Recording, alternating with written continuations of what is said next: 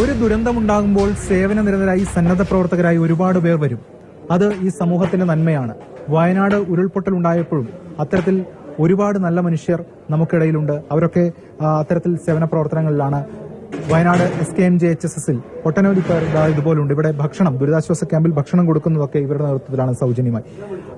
എങ്ങനെയാണ് അതിന്റെ പ്രവർത്തനങ്ങളൊക്കെ? കഴിഞ്ഞ 5 ദിവസങ്ങളായിട്ട് ഞങ്ങളിവിടെ ക്യാമ്പ് ചെയ്തുകൊണ്ടിരിക്കുകയാണ്. ഇവിടെ ഇങ്ങനെ ഒരു ആവശ്യമുണ്ട്. മേപ്പാടി മുണ്ടക്കൈ ഭാഗത്തു നിന്നും പ്രളയബാധിത പ്രദേശത്തു നിന്നും ആളുകളെ SKMJ സ്കൂളിലേക്ക് മാറ്റുന്നുണ്ടെന്ന് വിവരം അറിഞ്ഞ അന്ന് രാവിലെ മുതൽ ഇവിടെ വേണ്ടിയ എല്ലാവിധ സജ്ജീകരണങ്ങളാണ് ചെയ്തുകൊണ്ടിരിക്കുന്നത്.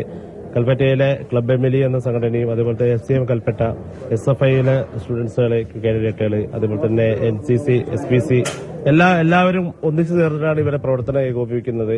അതുപോലെ തന്നെ ഞങ്ങളോട് കോർഡിനേറ്റ് ചെയ്യാൻ വേണ്ടിയിട്ട് ഇവിടെ SKMJ സ്കൂളിൽ അധ്യാപകനായ വിവേക് സാർ കൂടിയുണ്ട്. സാറാണ് കിച്ചന്റെ ഫുൾ ചാർജ് കൊടുത്തുള്ളത്. സാറിന്റെ കൂട്ടായ്മയുടെ ഫലമായിട്ടാണ് ഞങ്ങൾ ഇത്രയും ഇവിടുത്തെ നേരെ ചെയ്തുകൊണ്ടിരിക്കുന്നത്. അവർക്ക് വേണ്ടിയിട്ടുള്ള എല്ലാവിധ ഭക്ഷണങ്ങളും അതാത് സമയത്ത് കൃത്യസമയത്ത് ഞങ്ങൾ എത്തിച്ചു കൊടുക്കുന്നുണ്ട്.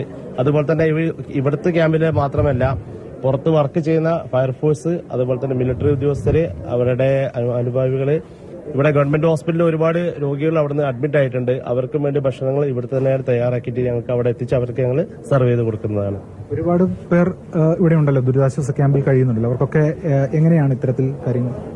ആദ്യമായിട്ട് നമ്മുടെ ഈ ടീമിന്റെ ഒരു ബലം എന്ന് പറയുന്നത് ഇവിടെ കൂട്ടായ്മയാണ്. 50ഓളം വരുന്ന ചെറുപ്പക്കാരുടെ ഒരു കൂട്ടായ്മയാണ് ഇതിന് വളരെ ഫലവത്തായിട്ട് മുന്നോട്ട് കൊണ്ടുപോകാൻ നമ്മളെ സഹായിച്ചിട്ടുള്ളത്. രാവിലെ ഏകദേശം 600 പേർക്കുള്ള ഭക്ഷണം നമ്മളിവിടെ സപ്ലൈ ചെയ്യുന്നുണ്ട്. അതിൽ ആർമിക്കാരുണ്ട്, അതേപോലെ തന്നെ പോലീസ്, അങ്ങനെ എല്ലാ ഫോഴ്സുകൾക്കും നമ്മളിവിടെ ഭക്ഷണം കൊടുക്കുന്നുണ്ട്. അതേപോലെ വളണ്ടിയേഴ്സ്, ഇവിടെ ഇൻമേറ്റ്സ് ആയിട്ടുള്ള ആളുകൾക്കെല്ലാം വളരെ നല്ല രീതിയിൽ നമുക്കിത് കാര്യങ്ങൾ ചെയ്തു കൊടുക്കാൻ പറ്റുന്നുണ്ട്.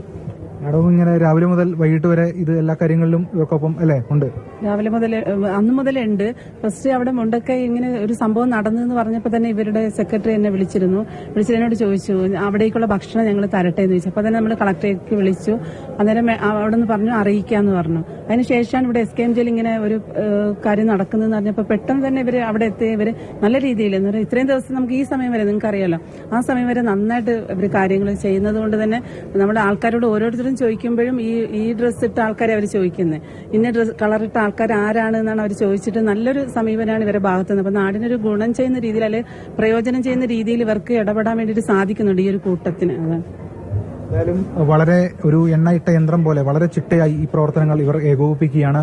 അത് ഇത്തരത്തിലുള്ള ആളുകൾ ഈ സമൂഹത്തിന്റെ നന്മ തന്നെയാണ്. കാരണം അത്തരം ഒരുപാട് പേർ ഉണ്ടായാൽ മാത്രമേ ഇവർക്കൊക്കെ സാന്ത്വനമാകാനും ഇവർക്കൊക്കെ സഹായം എത്തിക്കാനും കഴിയുകയുള്ളൂ. ക്യാമറമാൻ ആന്റണി ഗ്രിഗറിക്കൊപ്പം എസ് ഷാഗിൻ, മാതൃഭൂമി ന്യൂസ്.